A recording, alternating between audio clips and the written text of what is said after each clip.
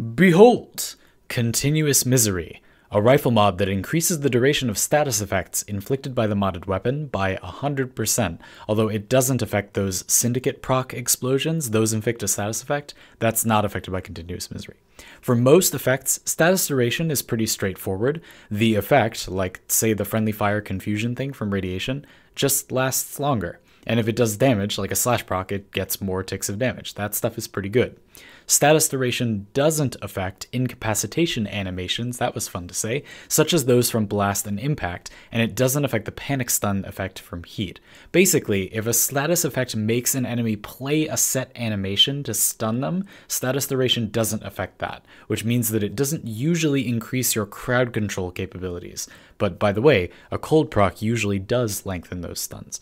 So although it doesn't lengthen the duration of, say, the knockdown from a blast proc, the status effect does stay on the enemy longer, so you can use Continuous Misery for things that care about the mere presence of status effects.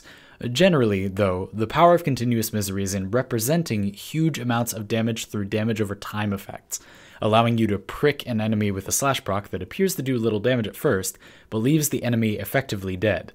If you can keep that enemy from hurting anyone while they wait like 15 seconds to die to the damage over time, you've basically one-shotted them. So status duration, which is a slightly questionable stat as we'll talk about later, is decidedly rifle territory because we have a mod that is potent enough to make it sometimes kind of good. Continuous Misery is usually good on weapons that can both do the damage over time and also keep enemies out of the way while they die to it. Maybe your weapon has blast damage or something and also has good crits for 100 munitions. It's also pretty good with Slash and Cold. Cold makes status effects last longer, much like status duration, so it increases the damage represented by a Slash proc. Kind of like how Viral does that by temporarily lowering enemy health. The difference is that Cold usually takes less mod space to get, since it's not a combined element, but likewise also takes longer to kill. Viral makes your slash proc represent double damage in the same amount of time. Cold has it represent double damage over double the time. So, Continuous Misery fits nicely with Cold because both mods ask you to survive your enemies for a little while, and reward you for doing so by giving your damage over time effects a lot more power. Using Viral, while not bad, doesn't play to Viral's strengths as well, because Viral is allowing you to represent that damage faster. Cold is already asking you to wait around for it. Cold also, slows the enemies down, so they're much less of a threat while they bleed out. Another approach with all this status duration is to load enemies up with toxin procs from gas or toxin, and then reduce their armor afterward.